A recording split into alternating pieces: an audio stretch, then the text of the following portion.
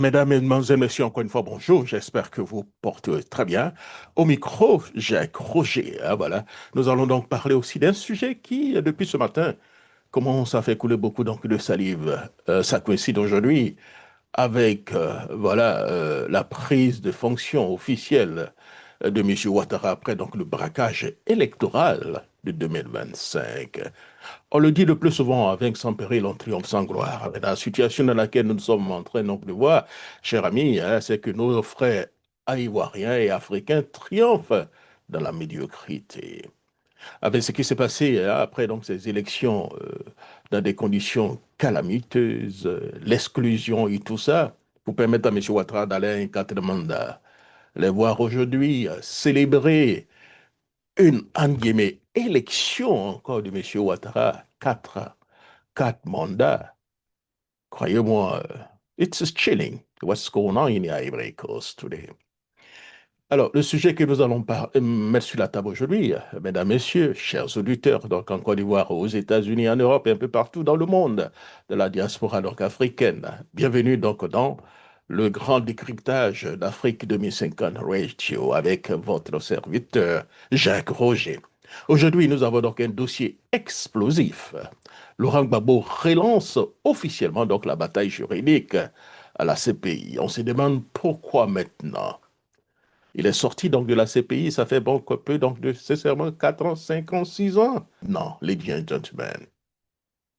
Quel est réellement l'objectif de M. Laurent Gbagbo, qui a donc décidé lui-même de prendre des congés, ou bien pour ne pas dire, tirer un adieu à la politique à partir donc du début donc de l'année prochaine. Oui, vous l'avez compris, l'ancien président Laurent Gbagbo a quitté en 2019, ça fait pratiquement 6 ans, et défilement blanchi en 2021, voilà, c'est clair, revient donc à la charge. Ce 8 décembre 2025, il a publié donc une longue lettre, presque un manifeste, dans le contexte où il demande à nouveau à la Cour pénale internationale d'enquêter donc sur les causes profondes de la crise ivoirienne. Pas seulement donc la crise post-électorale de 2010, mais aussi l'histoire de la rébellion de 2002 jusqu'à sa chute, disons, en 2011. Alors, pourquoi maintenant? C'est clair. Que cherche Laurent Gbagbo et les conséquences politiques pour la Côte d'Ivoire de façon générale? Nous allons tous ensemble donc analyser, décrypter. Voilà, surtout, calmez-vous. Voilà. Posez donc, calmez-vous. Nous allons aller pas à pas parce que vous êtes donc surtout sur Afrique et de mes 50 radio. On parle vrai. On ne parle pas mais on parle vrai. Nous disons réellement ce que nous pensons et nous créons donc les conditions pour qu'il y ait donc un débat fécond entre Africains. Voilà, voilà.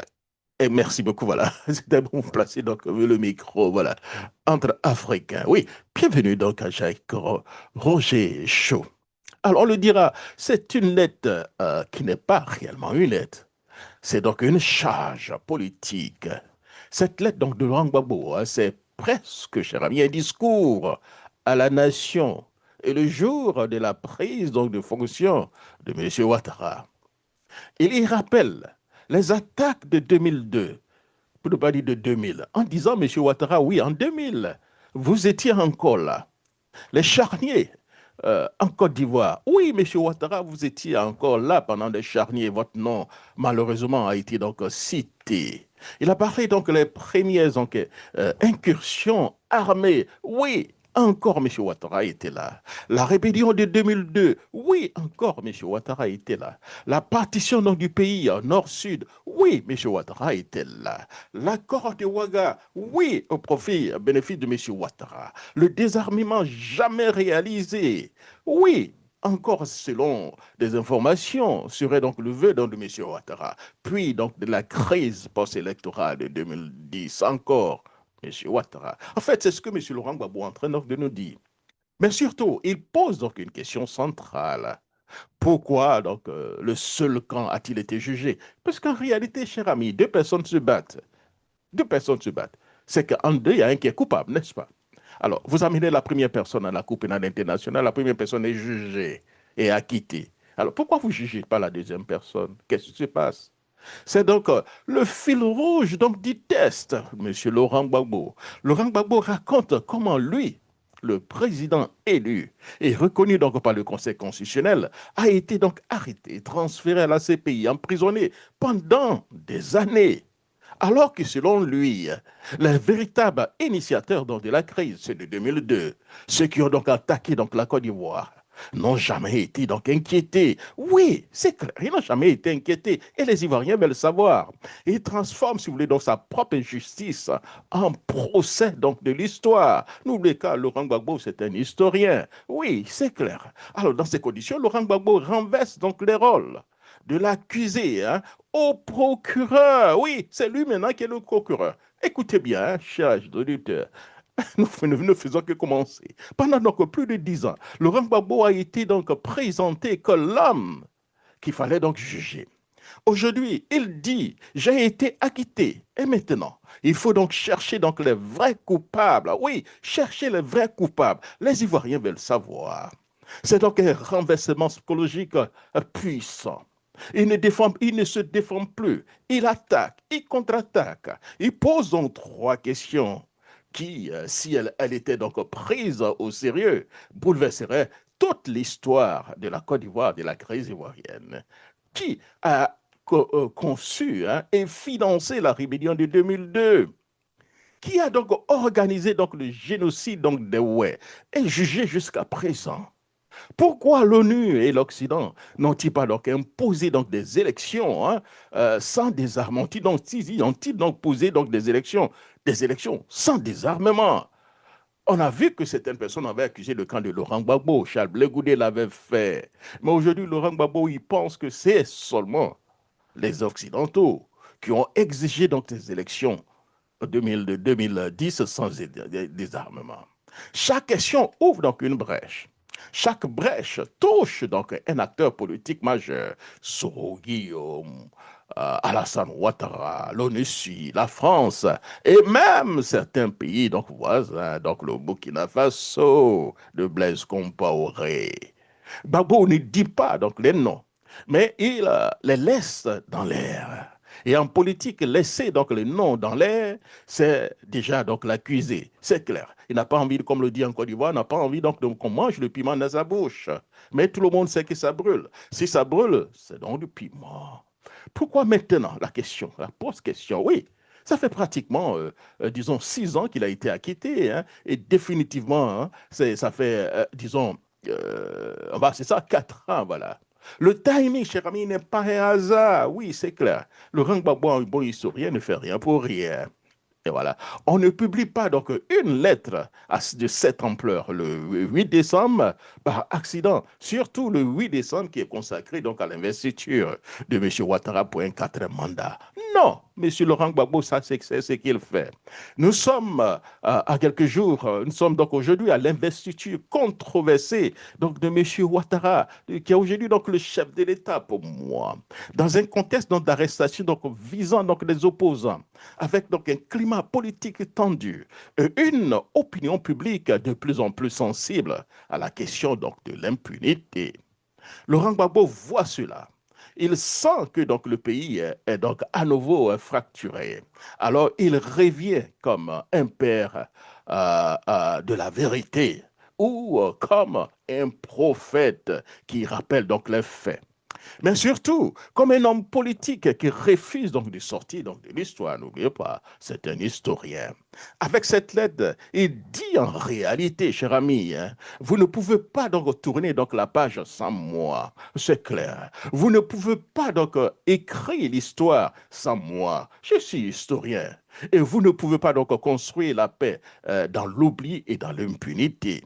C'est donc une stratégie politique subtile, mais cher ami, très donc calculé. Laurent Gbagbo, c'est réellement ce qu'il fait, les gentlemen. On peut dire donc que la lettre vise donc dans trois publics à la fois. D'abord, le premier public, c'est donc le public ivoirien, ne pas le peuple ivoirien.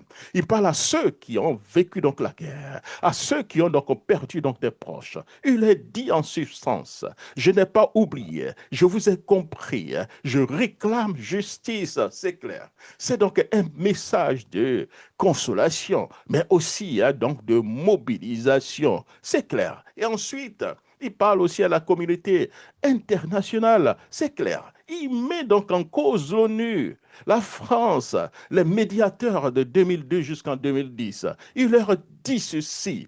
Vous avez choisi un camp. Aujourd'hui, assumez donc, devant donc, l'histoire. C'est clair. Tout ce qui est arrivé, vous avez contribué. C'est donc osé, mais c'est donc une tactique donc, de repositionnement. Et le troisième public, donc les acteurs politiques ivoiriens encore en vie, surtout M. Ouattara et Soro. Il dit à M. Ouattara, Soro et à certains donc, officiers, à certains chefs rebelles là, qui aujourd'hui sont devenus des zones. C'est donc un rappel. Il a dit, vous ne serez pas éternellement protégés. Si Gbagbo sait qu'il ne peut pas donc faire les faire arrêter, c'est clair. Mais il peut donc faire quelque chose encore plus dangereux. Ouvrez donc le dossier. Oui, M. Laurent Gbagbo veut ouvrir le dossier, c'est clair. Alors, qu'est-ce qui se passe? La CPI pour lui devient donc l'outil judiciaire, mais surtout un marteau politique. Oui, vous m'avez entraîné à la CPI, j'ai été jugé, j'ai été donc acquitté, et l'autre camp n'a jamais été jugé. Ils sont encore là. Et les Ivoiriens ont vu, les Ivoiriens ont été tués, massacrés, ils ont tous vécu dans cette crise, et jusqu'à présent, vous fermez donc les yeux. Donc, dans ces situations, soyons clairs, comme le dit, pour nos auditeurs, c'est clair. La CPI n'est pas donc obligée de réouvrir un dossier.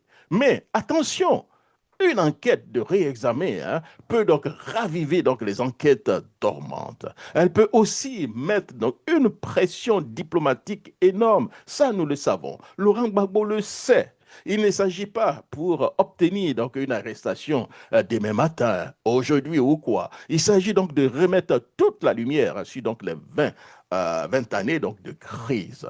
Donc il transforme un tribunal international en tribunal donc de l'histoire. Oui, vous devez donc assumer ce que vous aviez fait.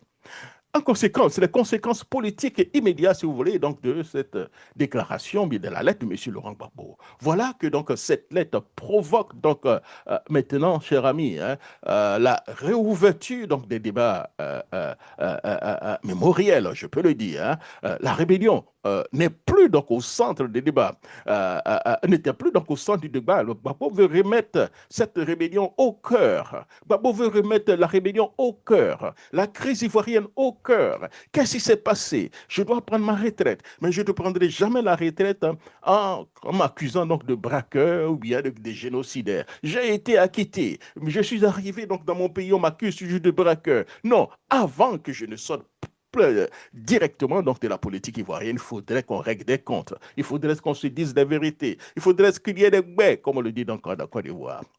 Donc, le malaise, certainement, donc, dans certains camps politiques, oui, il va créer ce malaise, ce sont les conséquences. Donc, des noms circulent donc, dans sa tête. Certains préfèrent que donc, la période 2002-2010 reste floue, c'est clair. Ils n'ont pas envie qu'on en parle, surtout maintenant.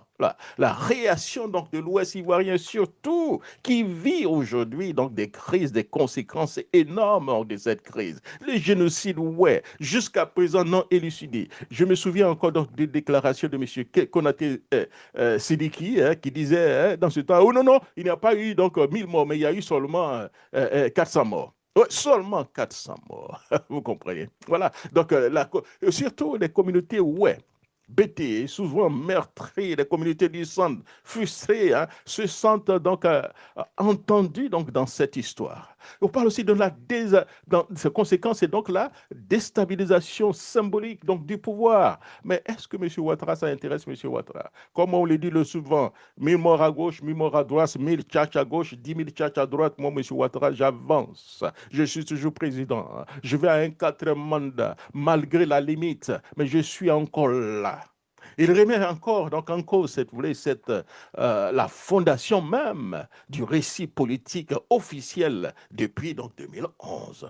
Ouais, Laurent Gbagbo veut réveiller pratiquement les vieux souvenirs. C'est donc un message aussi à la jeunesse, ceux qui ont oublié. Parce qu'en réalité, 2002, hein, ça fait pratiquement combien d'années 2002? Ça fait 23 ans. À 23 ans, combien de personnes étaient encore en vie? Donc, disons, cette génération de 30 ans n'a pas tellement souvenance d'arriver en 2002. Et Laurent Gbagbo ne veut pas que cela dorme. Il faisait que les jeunes connaissent l'histoire. Voilà ce qu'il a dit. Il dit, votre histoire, comme il dit aux jeunes, n'a pas encore été dite, et c'est clair. Et moi, je suis prêt à vous la raconter. Est-ce que les jeunes vont écouter? Je ne sais pas. Ils sont toujours sur les clashs, cher ami. Conclusion, hein, ce que Gbagbo vient donc de faire, c'est donc de repositionner, donc voilà, j'allais dire de reposer donc une bombe à retardement. Oui, c'est clair. Oui, une bombe, mais donc une bombe politique, mémorielle, symbolique que M. Laurent Gbagbo veut poser.